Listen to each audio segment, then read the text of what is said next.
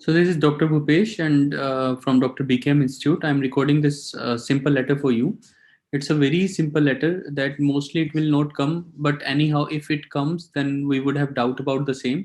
कि जब grand parents या पेरेंट्स को लेटर लिखना होता है, इसमें कुछ ज़्यादा कॉन्सेंट्रेशन की बात नहीं होती, बस वही अगेन प्लीज़ समझना ये है कि हम डर जाते हैं जब भी कोई लेटर किसी दूसरे तरीके का आता है, तो हम सोचने लग जाते हैं, हम इसको इस चीज़ में क्लासीफाई कर देते हैं कि हमें ये पढ़ाया गया है, हमें ये नहीं पढ़ाया गया।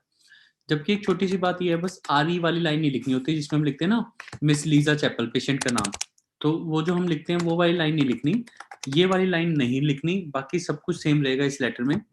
बाकी सब डाटा सिलेक्शन होता है। डाटा सिलेक्शन का मतलब क्या है कि अगर मैं ग्रैंड पेरेंट्स को कहूँ कि लीजा हमारे पास सर्जरी के लिए आई थी, रेडियोथेरेपी और कीमोथेरेपी करवाई है और हमारे पास एडमिटेड हुई थी 4/2 को, 4 महीने हमारे पास रही है, तो ये ग्रैंड पेरेंट्स को पहले ही पता होगा। Again there is nothing to find difficult of, grandparents को पता होगा कि वो उनकी बेटी है, उनकी पोती है और उनके पास किस लिए आई थी, किस चीज के लिए आई थी, she came for underwent spinal surgery to remove tumour, तो उसको ट्यूमर था, उस ट्यूमर को रिमूव करवाने आई थी और ल्यूकीमिया है उसे 4 मंथ से, तो she has been in women's and children hospital for 4 months with leukaemia, surgery करवाई है, रेडियोथेरेपी करवाई है, she is now in remission, अब ठीक हो रही है। तो मतलब ये सब ग्रैंड पेरेंट्स को पता होगा, तो हमें ये सब बातें नहीं लिखनी होती, बस सिंपल लिखना होता है I am writing this letter regarding your daughter और ग्रैंड डॉटर, जो भी वो रिलेशन में है, अगर पेरेंट्स या ग्रैंड पेरेंट्स को आता है, सो रिगार्डिंग योर डॉटर ऐसे लिख के, फिर उसके बाद मिस लीजा, ऐसे मिस लीजा, और who has undergone treatment from our hospital, किस चीज की ट्रीटमेंट ली है हमारे हॉस्पिटल से, for leukaemia, and the large lesion has been removed, अगर कोई वो आपको दे रखा है क्या प्रॉब्लम है, मतलब मैं सिर्फ रेंडमली लिख रहा हूँ, मैं लेटर को नहीं पढ़ रहा, बट आई एम सेइंग कि आपको बस ये लिखना है, नाउ शी इज बेटर, थोड़ी सी बेटर होगी, बेटर तो हुई है, नाउ शी इज बेटर, इसलिए डिस्चार्ज कर रहे हैं, एंड हेंस, मतलब फर्स्ट में सिर्फ पर्पस लिखना है, जितना सिंपल सोच सकते हो, and hence is being discharge, अब वो बेटर हो गया तो हम डिस्चार्ज कर रहे हैं, तो अब डिस्चार्ज होने के बाद क्या है, बट एट होम, लेकिन आपको घर पे, you are advise to follow few instructions, follow few instructions.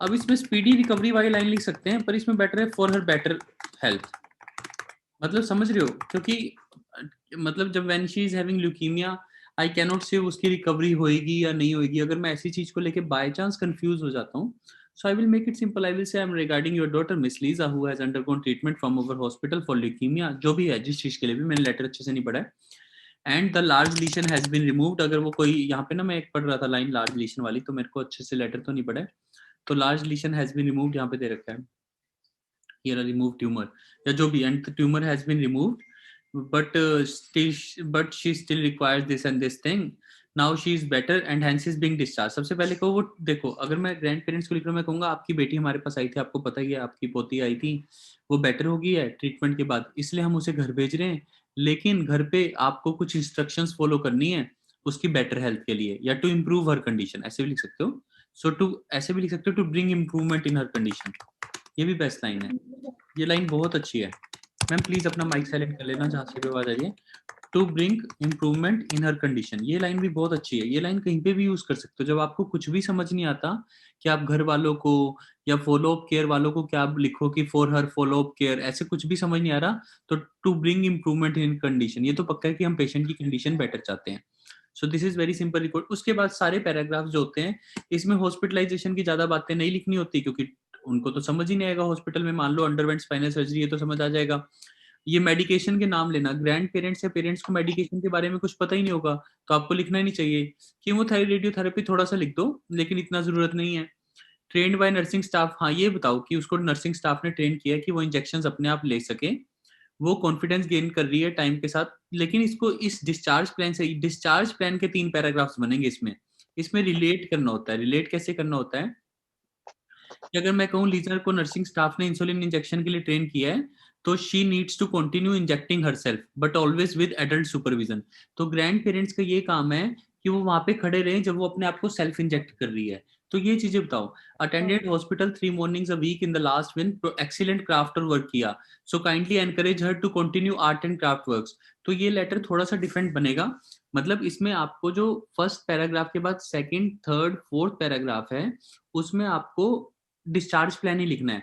मतलब डिस्चार्ज प्लान के एक पैराग्राफ नहीं 3 बनेंगे. पहले एक बात को शुरू करो, आर्ट एंड क्राफ्ट को, या उसकी सर्जरी की बात को शुरू करो.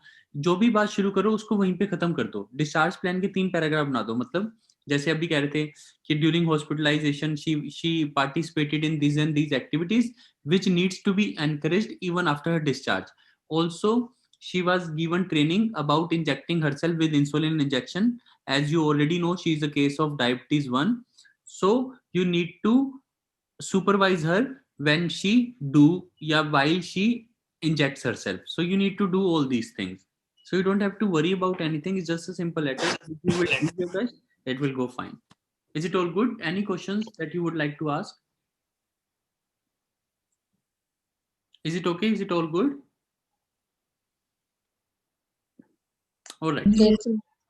ठीक है. सो आई होप सबको समझ आ गया. मतलब इसमें कुछ भी दवाइयों के नाम नहीं लिखने होते. ग्रैंड पेरेंट्स को क्या पता दवाइयों के नाम. अगर आप ज्यादा बताओगे हमने ये किया है, कीमोथेरेपी की, रेडियोथेरेपी, वो तब भी कंफ्यूज होंगे. So do not tell them anything that makes them confuse. Try to make them as simple as you can, and that is what is going to fetch you the maximum marks. Just think about, मतलब हमेशा, that's what I'm telling you, OET letter is always about to whom we are writing the letter. तो उसको imagine करो that grandparents are sitting in front of you. आप उनको कह रहे हो हमने ग्लूकोज दे दी है, हमने ये मेडिकेशन दे दी. वो कहेंगे हम तो मेडिकल बैकग्राउंड से है ही नहीं, हमें पता ही नहीं. So you just need to consider these things, and that is how the letter or data selection will become very easy for you when you start thinking practically. Is it okay? चलिए then. Yes, sir. Done.